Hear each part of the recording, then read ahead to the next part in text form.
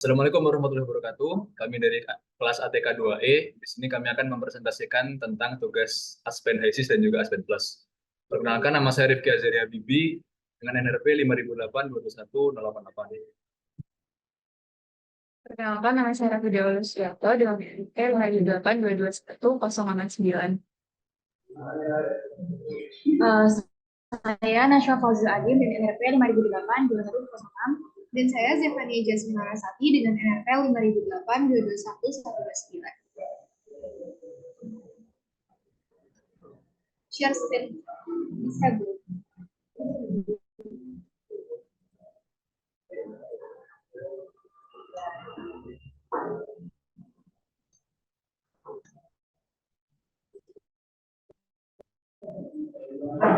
Baik, di sini izinkan saya menjelaskan soalnya terlebih dahulu.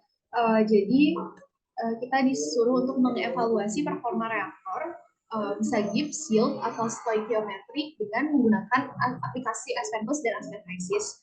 Di mana case-nya ini ada reaksi produksi toluen, di mana benzena bereaksi dengan klorometan menghasilkan toluen dan HCl. Untuk soal yang pertama itu mengevaluasi kebutuhan energi pada minimal 5 titik range suhu reaktor untuk isotermal, di mana T reaktannya sama dengan T produk. Kemudian mengevaluasi suhu akhir produk untuk minimal 5 titik range suhu awal reaktan untuk reaktor adiabatis, di mana Q-nya sama dengan 0, dan mengulas efek neraca massa dan neraca energi dari kasus yang telah disimulasikan.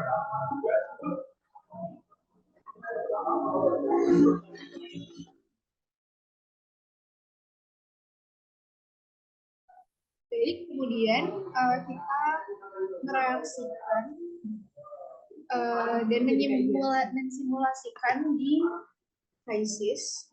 Nah, lalu kita add komponen list-nya.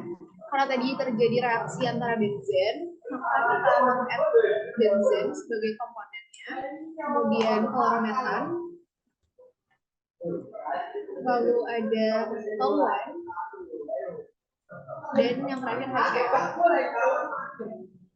Kemudian kita menambahkan fluid package, di mana kita bisa memilih fluid package yang ada di sini. Kelompok kami di sini ingin memilih fluid package Penn Robinson. Nah, karena di soal ada reaksi antara benzen dengan klorometan yang menghasilkan toluen dan HCl, kita bisa menambahkan reaction, di mana ada kita add reaction, lalu kita add reaction ini. Nah, di sini ada conversion, equilibrium, heterogeneous, catalytic, kinetic, dan simple rate. Dan mungkin saya akan pilih equilibrium, lalu add reaction.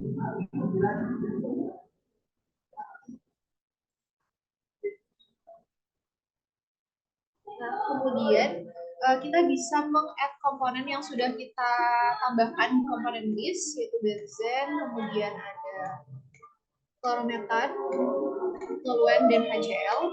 Lalu kita memasukkan koefisiennya. Karena benzen dan klorometan itu berada di sebelah kiri atau dia sebagai reaktan, maka kita koefisiennya menjadi minus 1. Dan untuk toluen dan HCl, karena dia merupakan produk, maka dia positif.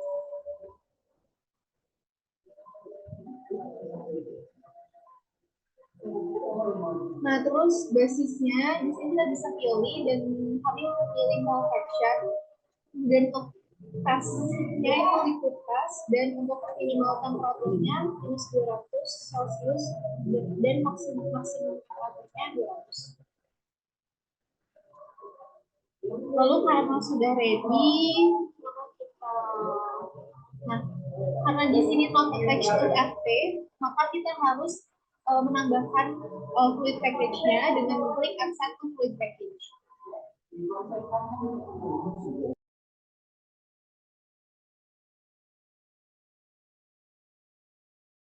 Nah, di sini sudah ready, jadi reaksinya sudah bisa dipakai. Kemudian kita pindah ke simulation. Nah, karena kita menginginkan reaktor antara Gibbs, stoichiometry, atau yield, di sini kita menggunakan reaktor.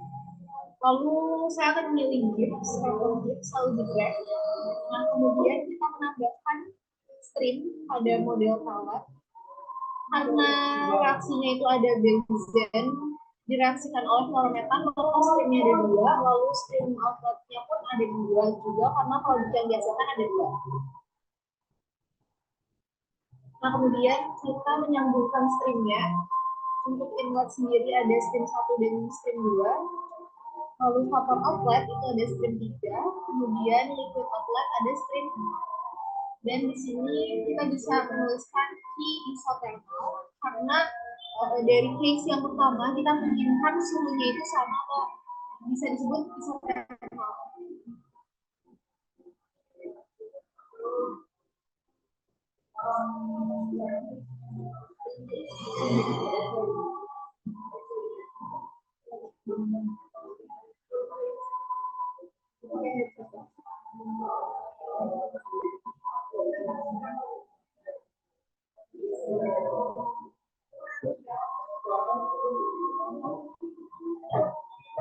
Nah, untuk langkah berikutnya adalah untuk yang pertama kita kan mengatur suhunya kan isothermal. Nah, kemudian yang pertama kita atur komposisinya terlebih dahulu. Jadi setelah kita pencet reactor groupsnya ini, kita pencet 2 kali, kemudian kita beralih ke composition. Nah, kita atur terlebih dahulu untuk inlet 1 dan 2 ini, yang satu kita atur sebagai benzen. Jadi kita atur versinya ini 1. Nah, untuk yang sisanya berarti 0, karena ini di stream 1. Nah, setelah itu kita atur untuk yang stream 2 ini berisi fluorometen atau renfrate. Jadi di sini kita isi 1, kemudian yang sisanya adalah 0.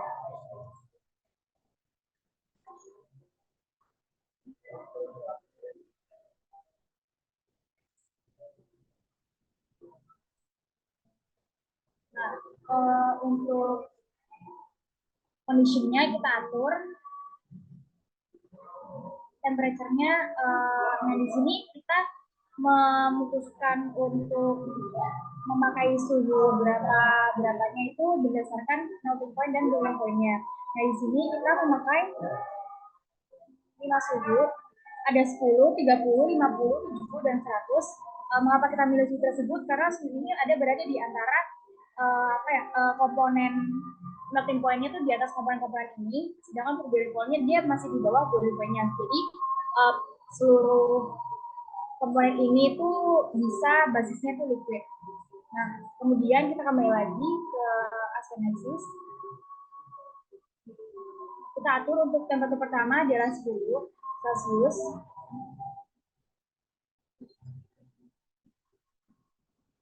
Nah, di sini sebelum itu kita pastikan terlebih dahulu bahwa ini sudah tertanda aktif, bukan on hold. Jadi kita pakai terlebih dahulu aktif.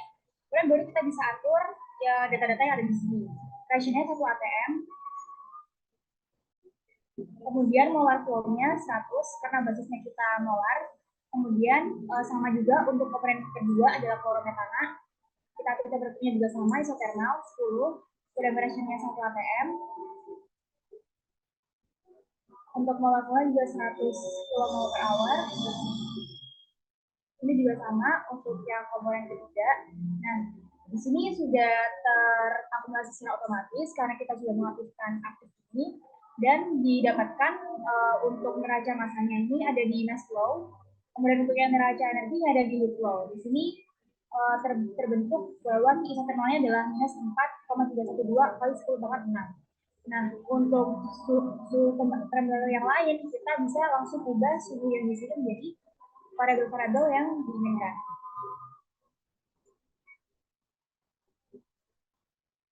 Nah, untuk data-data yang lain sudah otomatis terubah. Di sini minus 4,135 kali 10 6.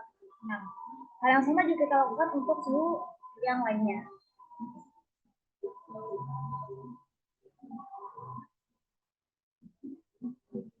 Untuk selanjutnya, di isothermalnya adalah minus 3,74 kali 10 6 untuk suhu 50 derajat Celcius.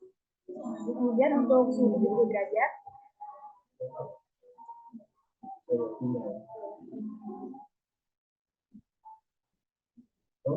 ini juga langsung berubah minus 2,912 kali 10 6. Nah, di sini juga sudah otomatis terisi di outletnya, itu di strip 3 dan 4 sudah terakumulasi di tiap-tiap komponennya. Nah, kemudian keputusan terakhir adalah suhu 100 derajat Celcius. Nah, bisa kita lihat dari sebelum-sebelumnya adalah untuk suhu baseline 100 ini komponen benzena ini vapornya 0 karena dia fasenya liquid. Sedangkan kalau misalkan kita ubah 100, dia akan menjadi 1 karena sudah melebihi melting point-nya.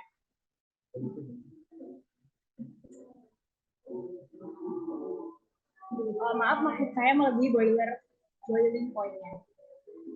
Nah, diperoleh nilai Q-nya minus 3,86 kali 10. Nah, ini adalah jawaban untuk case pertama.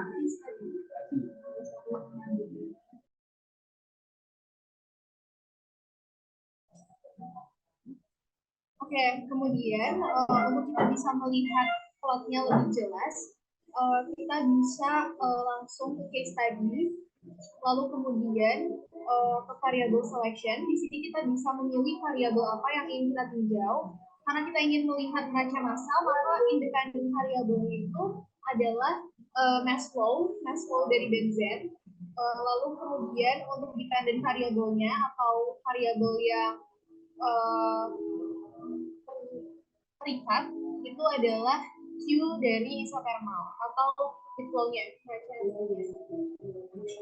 Kemudian kita lakukan start di sini 100 sampai akhirnya 500, kemudian step size 10, lalu dilakukan. Kemudian didapatkan result dan ini untuk plot dari isotermal sendiri. Dapat dilihat bahwa nilai dari mass flow terhadap Q-nya itu linear.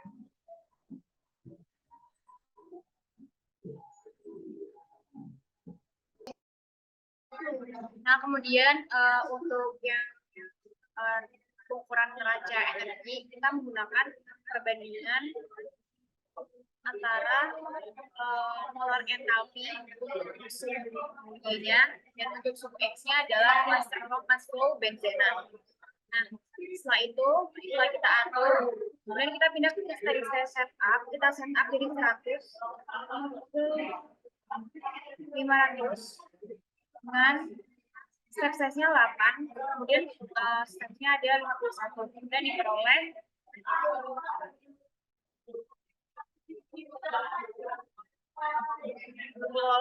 plot yang wujud naik secara signifikan. Jadi kesimpulannya adalah semakin tinggi mass rate dari benzen yang kita tinjau, maka akan semakin tinggi pula enthalpy atau neraca energi yang akan dihasilkan.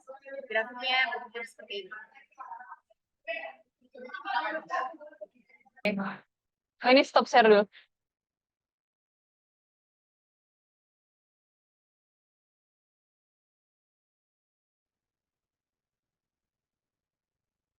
Jadi yang pertama adalah kita add components di specification.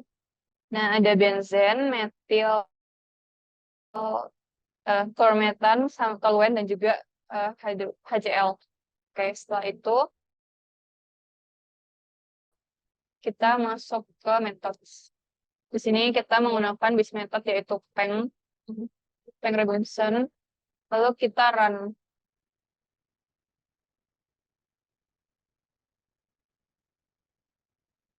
Kita menambahkan reaksinya dengan cara kita ke bagian chemistry, lalu kita ke pencet new. Oke, lalu ini dipencet.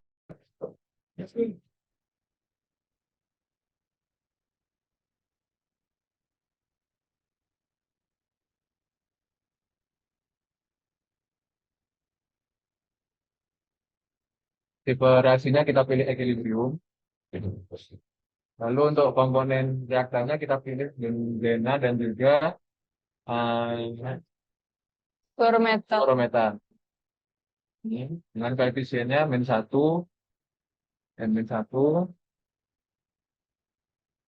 Lalu untuk produknya yaitu toluen dan juga HCl. Dan koefisiennya 1. cek apakah yang kita masalah sudah betul, kita pencet tanda N ini. Jika sudah seperti ini, maka reaksinya sudah betul. Lalu kita lanjut ke simulasi. Oke, jadi di simulasi ini taruh di Oke, karena kita diminta untuk menganalisa reaktor, jadi kita pilih reaktor yang gips ini, kita add ke sini, lalu tambahkan materialnya, ada material masuk dan satu yang keluar, lalu kita hubungkan dengan cara pencet panel ini, lalu to destination. Hal yang sama kita lakukan pada apa namanya? Ini tuh apa namanya? Satu dua nih apa? Stream ya, stream reaction. Nah, untuk yang ketiga ini pilih reconnect dan source ya produknya. Tidak. Lalu setelah itu dipencet 2 kali yang air gipsnya. Ini karena yang A adalah oh, ganti.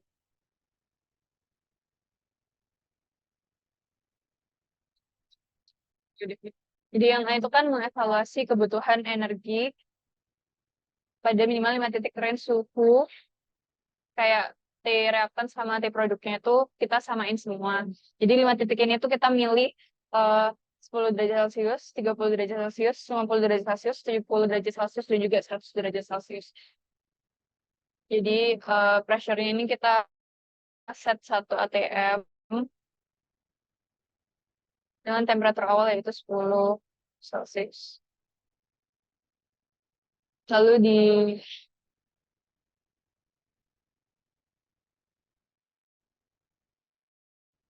stream 1 temperatur 10 1 TM dengan flow rate-nya 100 mol per hour. Lalu karena di stream 1 ini masuknya benzen, jadi value-nya 1, yang lain 0 volt. Lalu untuk yang stream 2, ini sama, temperaturnya 10, pressure-nya 1 atm,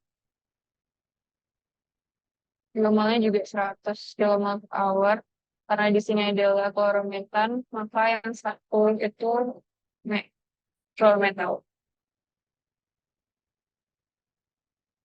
Oke, dan yang terakhir ini stream 3 ini itu produknya temperatur 10, 1 atm juga.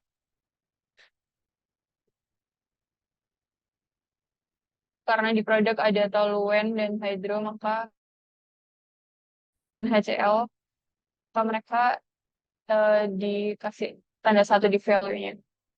Oke, lalu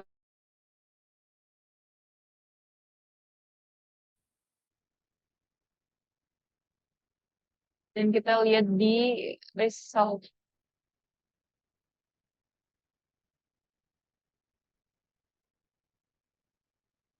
Oke, jadi dengan suhu masuk dan keluarnya itu 10 derajat Celcius, kita dapat hidatinya itu 646.057 kilojoule per hour.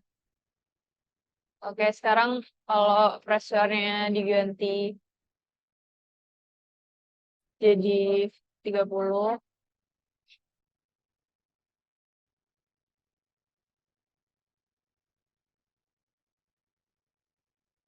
Jadi air gips.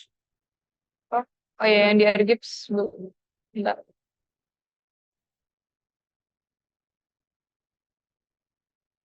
Ini juga diganti ke 30, terus di run. Apa result-nya?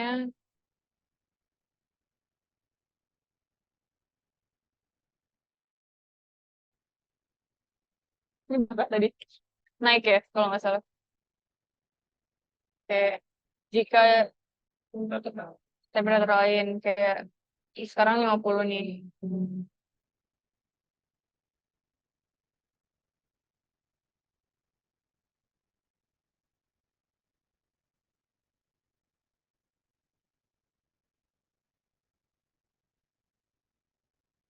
Di-run lagi, resultnya kan jadi 700 ribuan. Ini 70.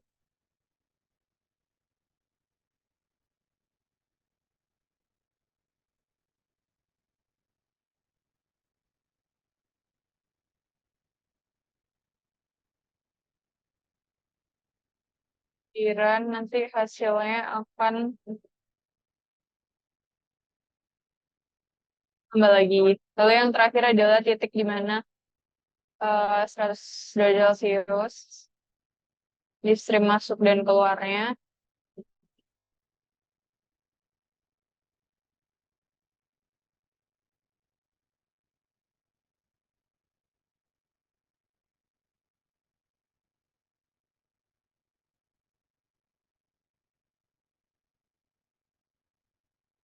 Sangat besar. Oke, jadi kesimpulannya adalah semakin naik suhu maka uh, hidatinya itu semakin naik juga. Oke. Terus kalau yang B, lanjut yang B itu evaluasi suhu akhir produk untuk minimal 5 titik keren suhu awal untuk reaktor adiabatis atau Q sama dengan 0. Jadi yang disetting adalah di air gipsnya ini itu kita delete dulu temperaturnya, lalu masuk ke hidatinya ini 0. Jadi di material 3 ini suhunya tetap diisi 100, disamain dulu sama material pertama kedua, tapi di air gips ini tuh hidatinya itu dinolkan dahulu. Karena kan maunya adiabatis. Setelah itu di run, setelah di run nanti didapatkan result suhu akhir di sini dapat diketahui yaitu 298,341. Jadi kan 100. Sekarang kayak coba kita turunin ke 70.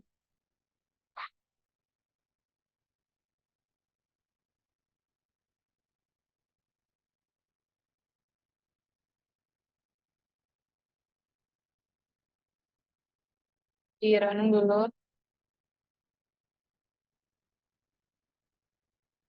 Oke, setelah ini kan 100, terus kita coba ke kalau materialnya nih suhunya turun jadi 70.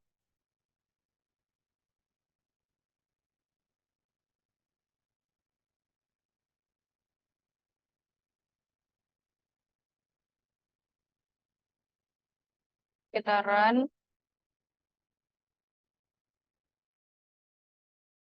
kita lihat resultnya. Nah, ini suhunya turun daripada yang 100 tadi. Sekarang suhu 50.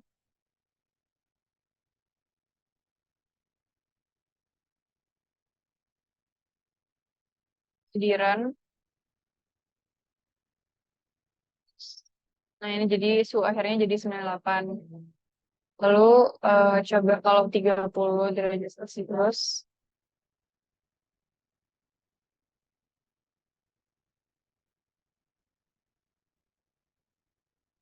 Kita jadinya 77 suhu akhirnya. Dan terakhir kalau 10 derajat Celcius.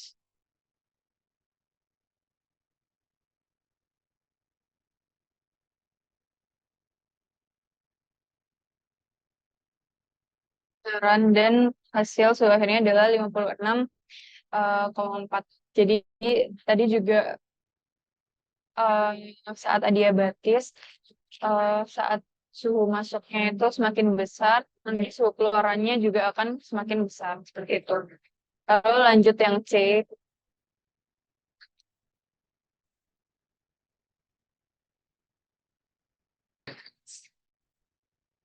Baik, untuk soal C yang karena kita disuruh mengevaluasi neraca massa dan juga neraca energi, maka yang kita otak-atik adalah mass flow rate atau mol flow rate dari reaktannya, yaitu di material 1 dan juga material 2. Karena tadi kita sempat mencoba untuk suhu 10 derajat Celcius dan juga mol fluorid 100 kmol per hour didapatkan kerjanya sebesar minus 646.057 kilojoule per hour. Jika kita menaikkan mol fluid ataupun mass fluidnya, misalkan kita naikkan jadi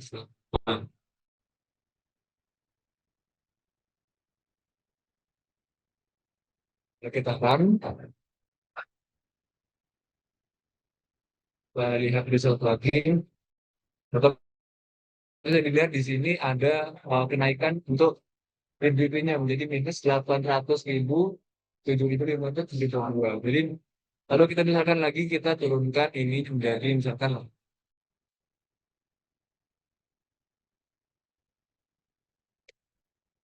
kita run lagi, dan horizon lagi, maka di sini duty-nya juga akan turun dari yang 100 kmol per hour tadi. Maka dari sini bisa kita simpulkan bahwa semakin tinggi fluid yang digunakan, maka semakin besar pula heat duty yang akan dibutuhkan oleh reaktor.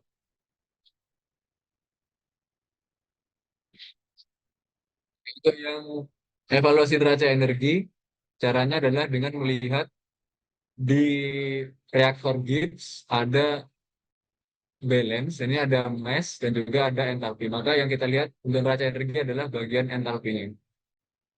Untuk perhitungan pertama ini kita menggunakan mass mol fluid 100 kmol per hour untuk material 1 dan juga material 2 dengan suhunya tetap 10 Celcius.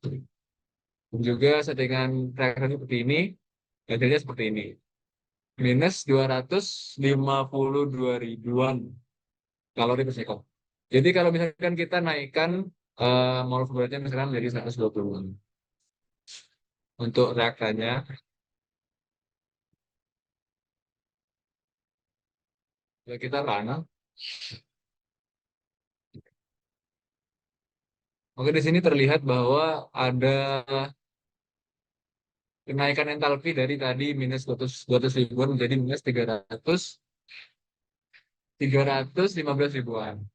Lalu kita coba lagi misalkan menggunakan mol fluoride